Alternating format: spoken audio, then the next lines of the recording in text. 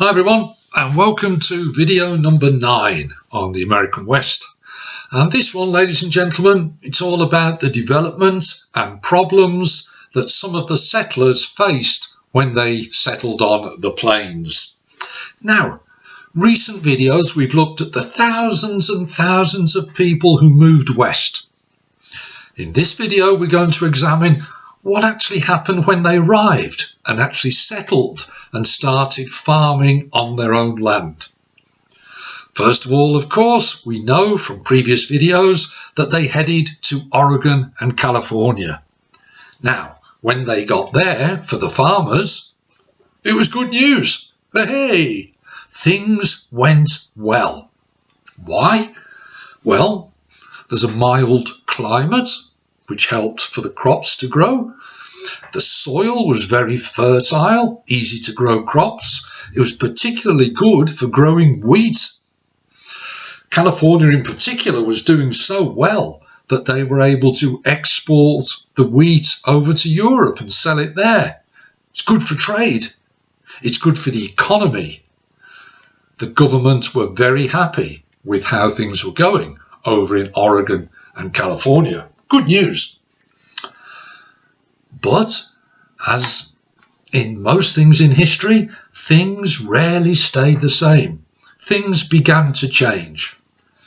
As Oregon and California begin to fill up, as some of the best land is taken, well, what about the later settlers? Where are they going to go? So we see, for the first time, that some white settlers are beginning to stay, settle and try to farm on what we call the plains or the Great Plains. Now the government would encourage this. If you remember, we came across a term a few videos ago called manifest destiny. The idea that it was the right, God-given right of people to go and settle across America.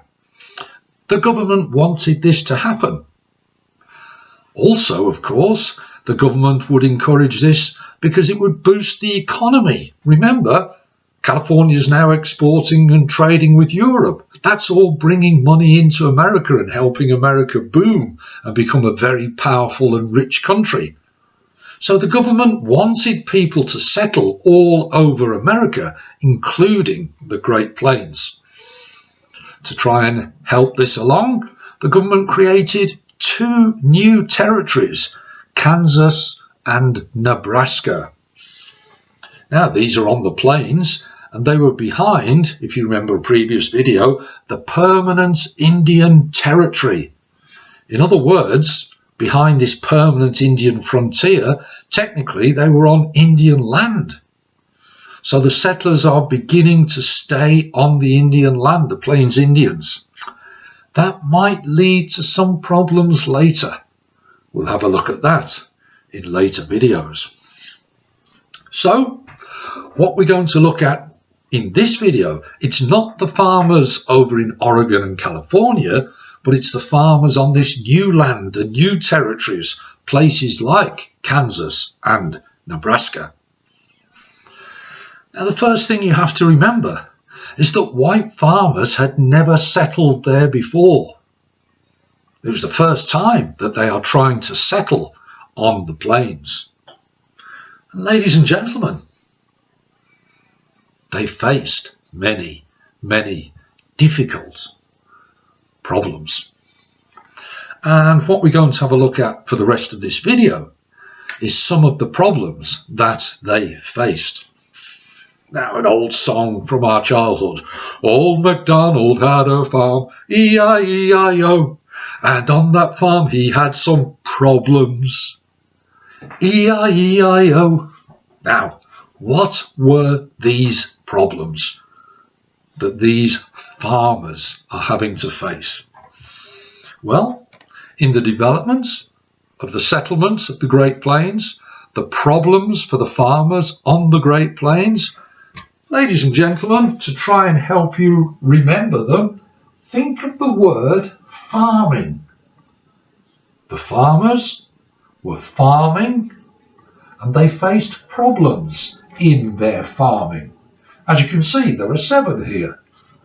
Fires, arid or dry conditions, rainfall or lack of, machinery, isolation, no wood or not much wood, and grasshoppers. Farming. Here are some of the problems that these new settlers faced on the Great Plains. And we'll examine these now in a bit more detail. First of all, the climate on the Great Plains. It was a climate of extremes, ladies and gentlemen. Very, very hot, dry summers, and then very, very cold winters. That was the climate. Year after year after year on the Great Plains, it was always like that. Climate is going to cause some problems. So is the weather. Now, climate is long term. The weather can change from day to day. Sometimes there were hailstorms. Well, these great big huge hailstones will destroy crops. Very often there were thunderstorms and lightning. Well, lightning strikes could actually cause prairie fires, fires on the plains, which would destroy crops. So we see that sometimes crops would be destroyed. Now, I've already mentioned the very, very hot summers. It led to arid or dry conditions. It's difficult to grow things, ladies and gentlemen, if you haven't got nice, fertile soil, which has a regular supply of rainfall. But the hot weather, even if you manage to grow some crops, the hot weather, extremely hot, will shrivel the crops and they will just die. So it's difficult to successfully grow crops on the plains at first. Even if you did manage to avoid hailstones or fires or deal with the hot weather, sometimes the crops that you grew would actually be destroyed by plagues of insects, pests, for example, grasshoppers. Okay, so again, that is a problem. Grasshoppers swarming across the plains, eating everything in their path, destroying the crops.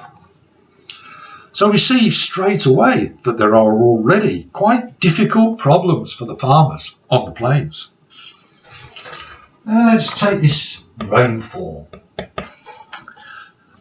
The rainfall on the plains was quite low. Compared to Eastern America, where many of the farmers had come from, they got about half as much in a year.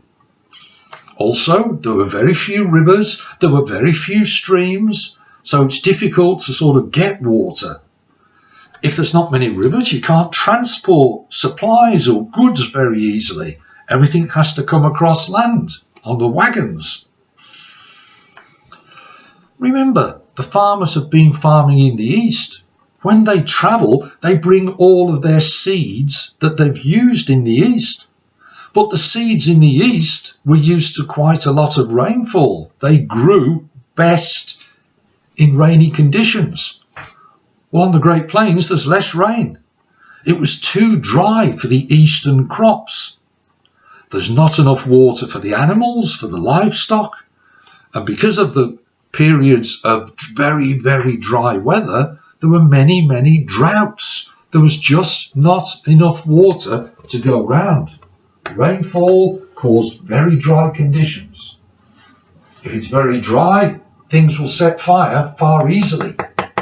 Can we see that there are problems facing the farmers?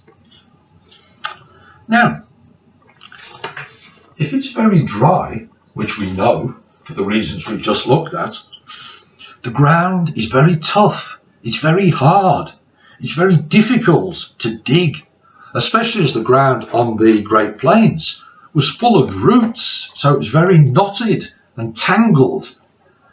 Now, when the farmers arrived from the east, they brought with them their ploughs that they'd used to plough the fields, dig the fields over in the east, but the soil was softer because of the rainfall. Using the ploughs on the plains, where the ground was so much more difficult, was a non-starter. The ploughs would break. Well, you've still got to dig. So what can you do? I-ho, I-ho, I-ho, it's off to work we go. You can dig with your spade. But that's back-breaking work. Reminds you of that farmer who said, oh, what's that fella over there? What's he called? He said, oh, his name's Doug. Doug. Sorry, terrible joke. But you had to do it yourself. Back-breaking hard work, which is a problem. Or, if you were richer, or if you couldn't do the work yourself, you're going to have to spend the money, ladies and gentlemen. You're going to have to splash the cash, spend the dollars, because there were what were known as sod busters. Sod was the land, the ground, and they had heavier ploughs which wouldn't break, and they would be able to dig and turn the land over. But of course you had to pay for that, which was expensive. So there's another problem. So, if you didn't have the correct machinery, you are in trouble farming on the plains. Now then, what else have we got? Down here, there was not much wood. Why not? Because there weren't that many trees on the plains. They're called the plains, flat, open land. Not that many trees, ladies and gentlemen. Why? It was too dry. There's not enough rainfall. Especially if you're on land which is quite a long way away from the very few rivers. Can you see? It's all beginning to link together. The Plains Indians would also set the land on fire because that encouraged the grass to grow, and they needed the grass to feed the buffalo because the Plains Indians survived on the buffalo. But if you've planted some trees, the young trees, sometimes known as saplings, are going to get burned by the fires. So there's a lack of trees. Lack of trees. Not many trees at all. If there were two trees, though, and a very small tree and a big bully tree, what would the small tree say to the big bully tree? Any ideas? It'd say, please, leave me alone. Leave me alone. No, I need to leave those jokes alone. Sorry about that. But the problem of the lack of trees caused big problems for the farmers on the plains. There's no timber for their houses, like log cabins. There's no timber for fences to fence off and protect what they saw as their own land. Also, there's no timber, no wood for the fuel, for the fires, to either heat the house or to cook. So we see that no wood was also a problem. We've looked at all of them.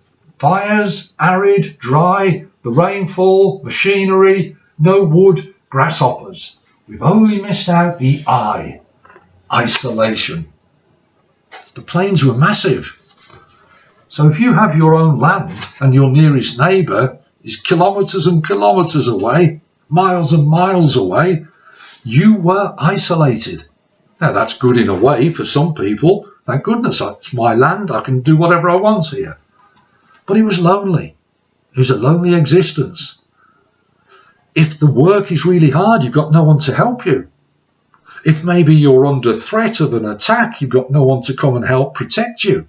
So isolation was another of the problems for the farmers on the plains. So there we see them, ladies and gentlemen. The problems facing the farmers as they tried to develop and farm on the Great Plains. There were a lot of them. It was difficult conditions, as we've seen. There were some solutions. There were some answers. Now, I'll look in a bit more detail in later videos at some of the answers, but here's a couple. No wood to build your house. Don't worry. We'll use the earth, the soil, or the sod. And they were called sod houses. They worked, they were warm, But they had disadvantages: dark, dirty, often full of insects, sod houses. We'll deal more with them later. No wood, so how are you going to keep warm? What can you use? Buffalo dung, known as chips. Dry it out and use that as your fuel. It worked, but a little bit stinky, ladies and gentlemen, and also you needed a lot of it because it burned very quickly. And the third solution, remember, water's a problem, not much rainfall. There was water on the Great Plains, but it was deep under the ground, and you would have to dig wells to access the water. Number one, that's difficult. You often needed machinery, which could be expensive again. So there were solutions that were found, and we'll examine them in more detail in later videos. So there we have it, the problems facing the people who were trying to develop and farm on the plains. Hopefully it's been useful. Our next video, ladies and gentlemen, which is coming soon, we're going to look at these new settlers on the plains, effectively on Plains Indian territory. How is that going to work? Will there be problems? What's the government going to do there? So we're going to consider the settlers on the plains and coming into contact with the Plains Indians.